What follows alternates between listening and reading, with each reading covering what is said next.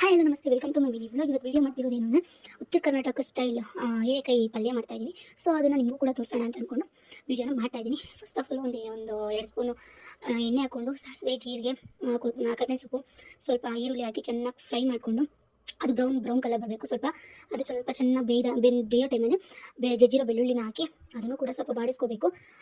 ಬಾಡಿಸ್ಕೊಂಡು ಸ್ವಲ್ಪ ಅರಿಶಿನ, ಚಿಟಿಕೆ ಅರಿಶಿನ ಹಾಕ್ಕೊಳ್ಳಿ, ಚೆನ್ನಾಗಿರುತ್ತೆ. ಅರಿಶಿನ ಆರೋಗ್ಯಕ್ಕೂ ಕೂಡ ತುಂಬ ಒಳ್ಳೆಯದು. ಅರಿಶಿನ ಹಾಕ್ಕೊಂಡು ಸ್ವಲ್ಪ ಅದನ್ನು ಫ್ರೈ ಮಾಡಿಕೊಂಡು ಆಮೇಲೆ ನಾನು ಇದು ಮಾಡಬೇಕು ಅಂತ ನಮ್ಮಪ್ಪ ಇದ್ರು, ಇಲ್ಲ ನಾನೇ ಮಾಡ್ತೀನಿ ಅಂತಂದ್ಬಿಟ್ಟು ನಾನೇ ಮಾಡ್ತಾ ಇದ್ದೀನಿ.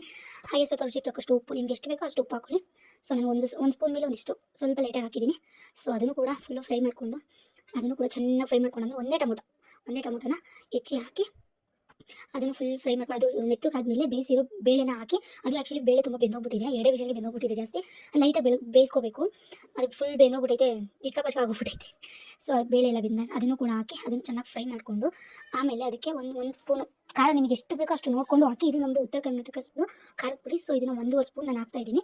ಅದಾದಮೇಲೆ ಅದು ಚೆನ್ನಾಗಿ ಫ್ರೈ ಎಲ್ಲ ಆದಮೇಲೆ ಬೇಯಿಸಿರೋ ಹೀರೆಕಾಯಿನ ತೊಗೊಂಡು ಹೀರೆಕಾಯಿ ಕೂಡ ಚೆನ್ನಾಗಿ ಅದ್ರ ಜೊತೆ ಮಿಕ್ಸ್ ಆಗಬೇಕು.